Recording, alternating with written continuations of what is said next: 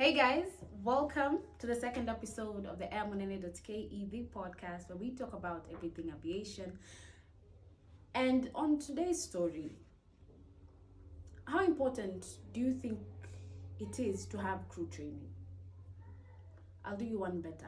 How important do you think it is for crew to maintain their cool, especially when things go wrong? Can we say that it could potentially save your life?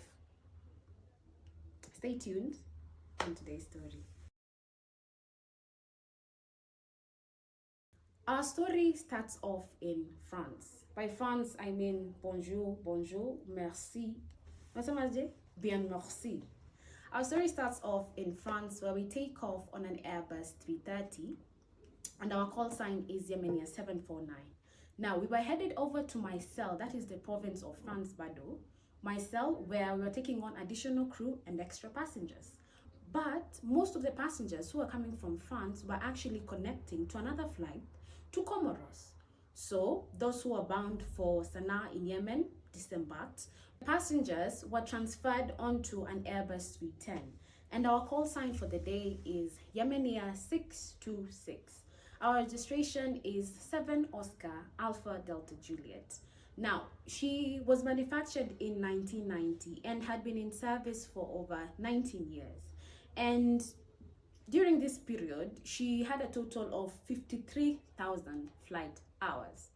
So our passengers were in total 142 and we had 11 crew members. So in total, we had 153 passengers on board. And our captain for the day was Khalid Hajib, and he was 44 years old. And Mr. Khalid had a total of 7,900 flight hours, but on this specific type, that is the Airbus 310, he had a total of 5,300 hours. And previously, he had flown to Moroni, now in Comoros, 25 times.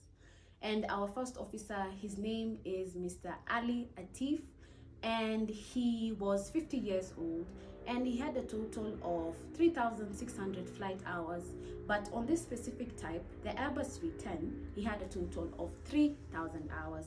And him also, he had previously flown to Moroni to 13 times. And he had an engineer on board, which is quite odd because we don't usually have an engineer on an Airbus 310. Usually we only have 2 pilots. So on the 29th of June 2009 in the evening, we took off from Sana'a, that is in Yemen, and we were headed over to the Comoros Islands. Basically, the Comoros Islands is that small island in between Mozambique and Madagascar. Nona hapo kwa maji, kuna kwaga na 2 islands hapo, known as the Comoros Islands. Now, when we took off, the crew were in communication with the ATC. So from uko Sana'a, tunateremka chini, tunapitia Ethiopia, tunateremka chini, tunapitia hapa Kenya, tunateremka chini again, tunapitia Tanzania, and then in Tanzania, they were connected to the ATC in Madagascar. So at this point, let's analyze how the kind of approach that was demanded from the crew. Now, here, director, anyway. Let's imagine a straight line running from your side to my side. Let's call it a runway. You'll be runway 20, I'll be runway 02. You are on the northern side while I am on the southern side. Adi hapo tuko fiti? Ama let's say it again. You are runway 20 and you are on the northern side. I am runway 02 and I am on the southern side. Now, Moroni Airport lacks an ILS system on both sides, meaning we can only take advantage of the ILS system when we're coming in from the southern side. Now, tujiulize maswali. ILS ni nini? ILS stands for Instrument Landing System. This is a ground-based radio navigation system used in positional guidance for aircrafts approaching a runway.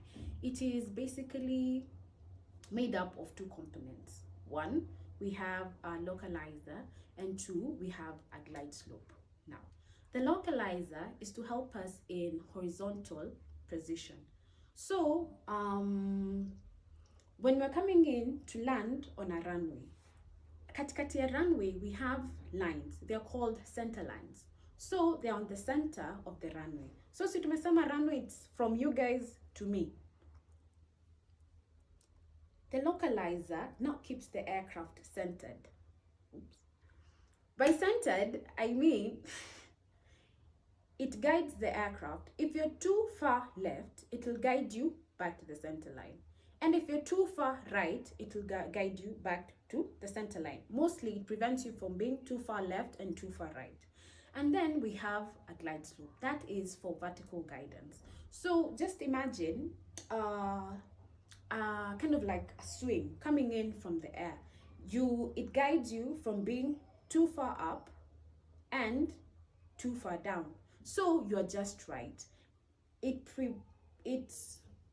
gives us the perfect descent angle, which is basically around 3 degrees for most aircrafts. Okay, Fiti. I believe now we have understood why ILS is needed and how important it is on our approach now. Fiti. So, tutwaende yetu. So, essentially, you'd think that it would have been easier. Kumbuka, you are the north. So ndege inatoka kwa side yako, si ndio? Imagine this aircraft is coming from your side. So it would have been easier for us to come like this, come, and then approach on this side, now the southern side. Kumbuka, I am runway 02, so that we can intercept the ILS system that is on that side. Kumbuka, we need to intercept it for us to land. Okay, but on this day, why couldn't we land from the southern side? On this day, we had winds coming in at 20 and 30 knots. Meaning, mimi kwangu, imagine upepo ina blow to your side, to the northern side, coming in from the southern side. So essentially, in the aviation industry, the rule of thumb is we always land against the wind. Why do we land against the wind? Because imagine you're coming in from this side, na uko na upepo enye na push forward. We might end up overrunning our runway, meaning tunapita whatever runway length we have been given. We don't want such a scenario. So how does our approach look like? So from the ATC, we are supposed to come from your side, the northern side, ukuje hivi, follow the glide path on this other side. But kumbuka, on this side, we do not intend to land. If anything, we're going to fly above the glide slope. Our main aim from this side is to intercept the ILS. After intercepting the ILS, we bank to the left, fly parallel to parallel. It's called the downwind leg. Downwind leg, we mean this is you're flying parallel to the runway, but in the opposite direction that you're intending to land on. I hope it makes sense. Because now we want to land on that other side. Because on this side we have strong winds. Though also from the northern side, we do have strong winds also. But it's lesser. On that side, it's from 12 to 20 knots. And this side, kumbuka, it's 20 to 30 knots. 30 knots is basically 55 kilometers per hour. We don't want that kind of wind, nyuma yetu. So the kind of approach, kumbuka, we are just coming on this other side on runway 02, intercept the ILS, bank to the left, fly downwind, alafu coming to land from runway 20. Kumbuka your runway 20. I hope tumeshika hiyo. Nama we go through it again anyway. Sawa. I hope you've understood. Kama hujaelewa, I'll be happy to do it again now in a shorter video. Just comment hapo chini. So let's see what was happening during this time.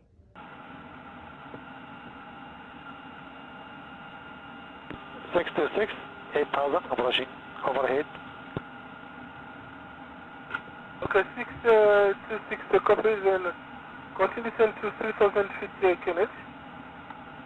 Report inbound, establish on localizer, and expect rotor circle for runway 20. Runway 20 news with 210 degrees, 30 knots of wind. What's the wind direction? Wind direction? Wind direction 200 degrees, 200 degrees. And the speed now? Okay, the speed from 17 knots to 30 knots. Thank you. And confirm the light over the flashing light is on for runway 20. Flashing lights on runway 20. I'm afraid no. No, I mean I'm looking for the light, the flashing light in runway 20 beacon. Yes, I understand. I understand, but I'm afraid it's not operative. Okay. And, can you give me the maximum runway light on runway light? Okay, I'll do it. Thank you. From the cockpit voice recorder, we've heard that the crew were requesting for flashing lights. But wameambiwa na ATC, it's not operational. Okay. Excuse me. The crew then requested for maximum runway lights because the crew had a problem locating the runway. And they were given the maximum runway lights. So during this time, we were at about 800 feet. We just want to come from this other side, follow a glide path, intercept with the ILS, bank to the left, fly downwind, alafu come in and land from this other side. It's a pretty complicated maneuver, lakini let's see what happened during this time. So, ndege yetu kofiti, hapa tuko flight level 800. We deploy our speed brakes. Speed brakes, these are small flaps on the wings that mostly for disrupting the airflow. So they are called spoilers, essentially making us lose some altitude. I hope I'm sawa. So at this point, flight level 800, we have deployed the speed brakes and we have disengaged the autopilot. But then again, during this point, it is actually believed that the pilot who was flying had turned his attention away to look for the runway. Kumbuka, this is around 2 a.m. Polio points kwa nimewambia. Essentially, our ETA was 2 a.m. on the 30th of June. So this time was around, let's say 1:30 a.m. So it's dark. We have no flashing lights, but we have requested for maximum landing lights. So while doing this maneuver, they have intercepted the ILS. Now, when the crew was standing, it is believed that the pilot flying had actually turned his attention away to try and look to where the runway was. And during this time, kumbe, we were losing altitude. Yes, at the back of our heads, we are supposed to lose altitude because we are landing, essentially we are coming down, but we were supposed to lose it at negative 500 feet per minute. During this time, we were losing it at negative 2,000 feet per minute. So we're coming down fast. And so when we're losing altitude more than what we're supposed to lose in an aircraft, what goes off? We have the GPWS. That is the Ground Proximity Warning System. Mainly, this is a system that alerts you whenever your proximity to the ground is close or whenever we are having obstacles. So it kicks in and tells you, by the way, we are too far down and we have obstacles. So what does it advise you? Pull up. Right downwind, Yemenia 626. 626, report final. So in this instance, the GPWS kicked in and immediately the crew took action, mostly by pulling up. By pulling up, we raise our nose higher because we want to gain altitude. Kumbuka, we tumeteremka at a rate that is dangerous, negative 2,000 feet per minute higher. We want to gain altitude. So we raise our nose higher, and this time we recovered. Now we were at flight level 400. Now, flight level 400, kumbuka, guys, we have not turned yet. The first time we wanted to turn, lakini we dropped down. So this time we were recovering some altitude and then we try again. Because kumbuka, our aim is to bank on this side, come, fly downwind, and then land on that other side. So we tried turning again. But this time, when we were turning, again, we lost altitude. Now to 160 feet. We were 160 feet from the ground. So what kicked in? The GPWS.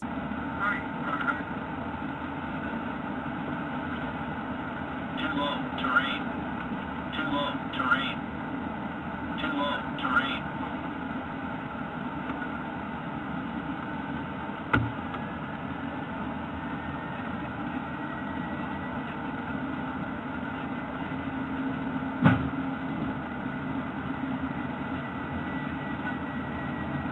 We'll call you long final Yemenia 626.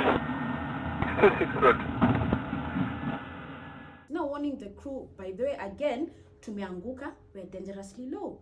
Do something. Immediately, again, the crew pitched the nose further up and increased the throttles. When they increase the throttles, essentially what it means is we have now abandoned the landing.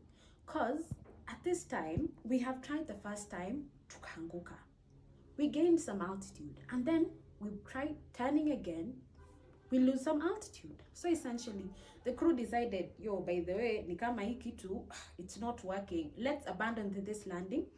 Let's try to gain some altitude and then we'll come in again. Fiti.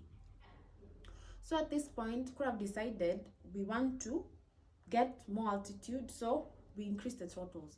By throttles, I mean, just think of an accelerator in a car. How to increase our power, now our thrust. See, tunajua thrust. I'm assuming tunajua thrust.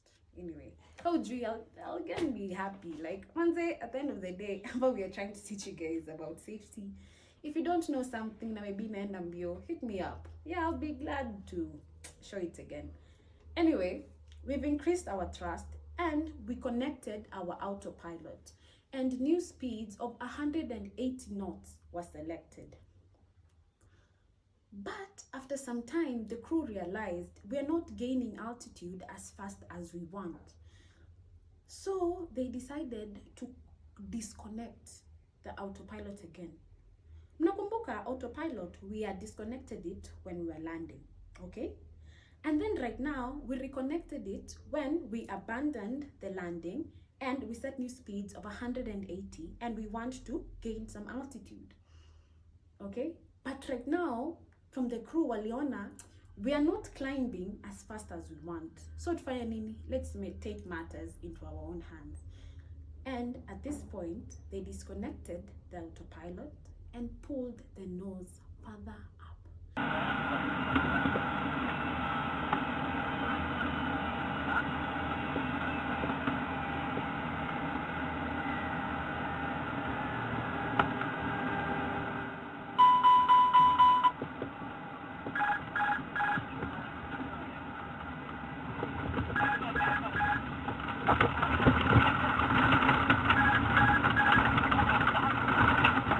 This time we are 27 degrees. Now pause. In the aviation industry, there is something called the angle of attack. Basically, this is the angle at which the wings meet the relative air. Meaning, unaona hii angle ya wing na upepo kumit. So, different angles of flights, hivi na hivi.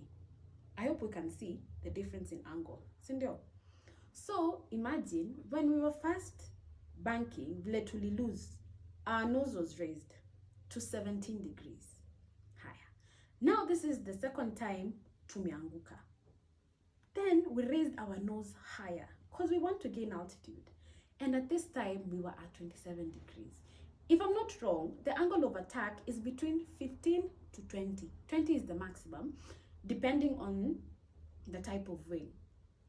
But this time, we were at 27 degrees. What does that mean?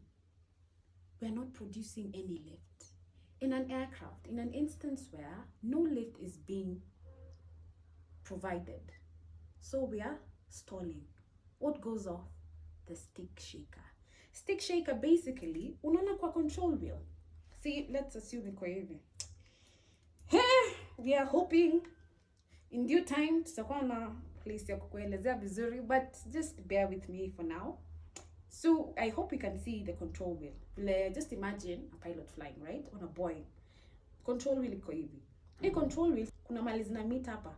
Now imagine there's a stick and imezishikilia. I hope you can see it. I hope you can see it. I'll insert a picture here. This thing, just from the name, stick shaker, it shakes. Meaning we are stalling.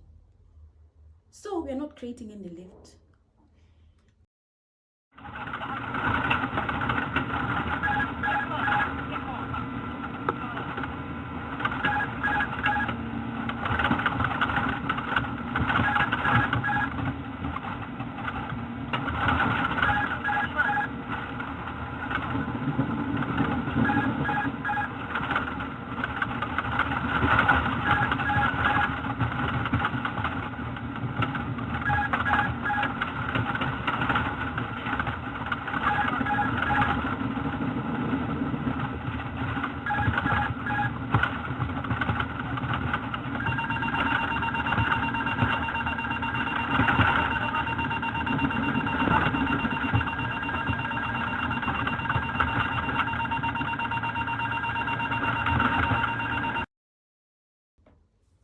When we're stalling, essentially, the rule of thumb, and whatever you're supposed to do is, so that means ndege yako iko pitched higher than it's supposed to be.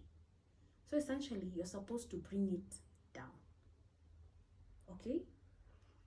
During this time, our crew did not bring it down. Pause. Airbus is known for implementing computerized and automated systems. And such a system is the alpha floor. Now, how does the alpha floor affect us here? And what does it do? The alpha floor is a low-speed protection system. Just from the name, it's supposed to protect you from low speeds. So, how does it affect us? The alpha floor partially takes over control from the pilots. How? By increasing the throttles further, regardless of where the throttle position is. Unakumbuka throttle tulisema ni ile ya accelerate. Yeah? So imagine this is a system working in the background. Okay? So nose yako iko hapa.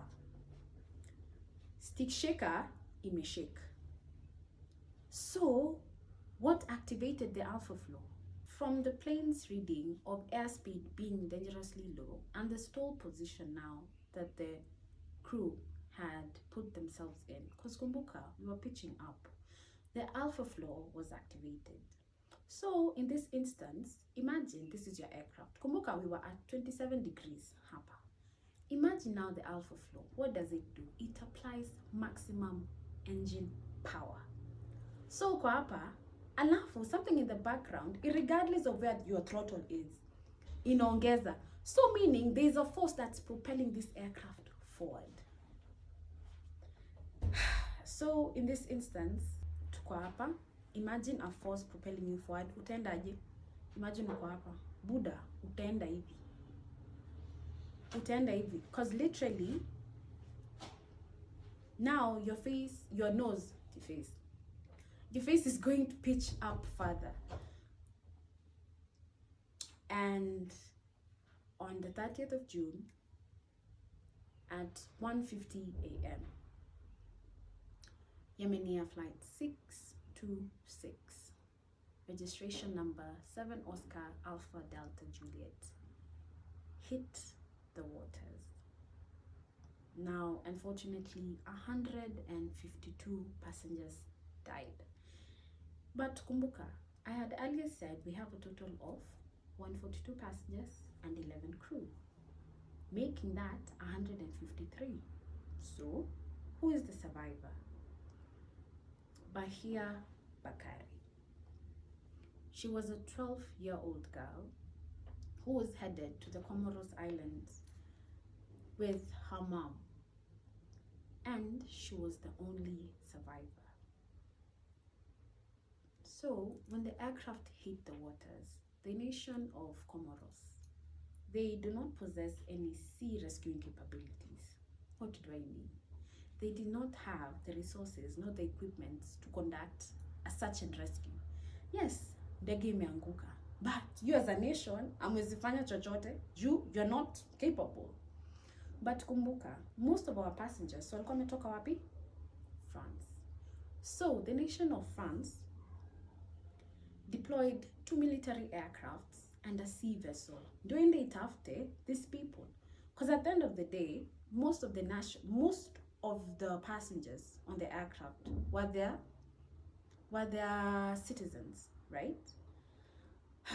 Now, Bahia Bakari was found 13 hours later by a fisherman, and when interviewed,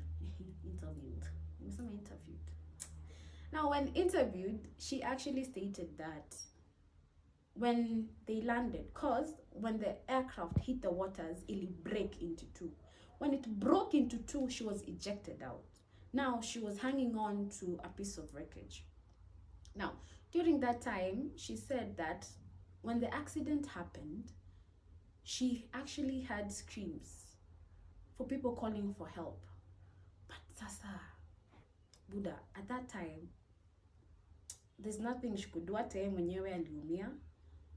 Na after some time, she actually stated that the screams died down, meaning these people, man, walidedi, walikufa maji. So the crash essentially did not kill all the 152 passengers. Some had survived the crash, but vile walikuwa wamekaa sana kwa maji, and I guess with the injuries that they had obtained, manze, unfortunately, they passed on. So after investigations, the BEA, that is the French Bureau of Investigations and Analysis of Civil Aviation Safety, actually stated that the main reason contributing to the aircraft was one, pilot error, i.e. they lacked situational awareness, so they were disoriented, meaning the crew lacked they didn't recognize the aircraft was in a pitch up position. And they stated that ndege, when she was falling, when she was losing altitude, haraka, the crew failed to recognize it fast enough. It is actually the ground proximity warning system that iliwa won. And the second point was lack of training or incompetent training in the transition between autopilot and manual during critical phases of flight, i.e. in this instance, approach and landing. They were not adequately trained because they went through their files and their training manuals, and inaonekana ya kuwa crew wetu hawakuwa trained enough, and also they were not given enough mental resources to help them cope with the stress levels that they encountered in the cockpit, because so many things were going off, and investigators actually stated that the crew were not given any mental resources to help them cope. So, i.e. training, storytelling training, the crew are not adequately trained. And other contributing factors were the adverse weather. Kumbuka when we talked about the winds, also it was at night, so hawakuwa wanaona the runway vizuri. And yeah, there are a few other contributing factors, but then again, nitawaambia, let's also do our own homework, tuende tuangalia, and then kenye nimesahau unaweza niambia hapo down on the comments. And actually Yemen walikuwa na disputes. Yemen were actually disputing this, wakisema that the French actually walikuwa wanawaonea. Yemen actually stated that the aircraft was shot down. Wakaambiwa iko wapi evidence? Where is the evidence that your aircraft was shot down? Yemen haku produce evidence. So Yemen in turn cancelled all flights from the nation of France, and it reduced their flights now to the island of Comoros. Fiti, I guess that's how we have seen the importance of training and how important it is for crew to maintain their cool, especially when things go wrong in a cockpit, and how it could potentially save our lives. So guys, until next time, stay safe. Manze, may the Lord God keep you. And yeah, kama unajua hii story and there's something I've missed, ama there's something nime, in the lift kidogo, hit me up on my comments. I'd really love to hear what you guys think, and see you next time. Bye bye.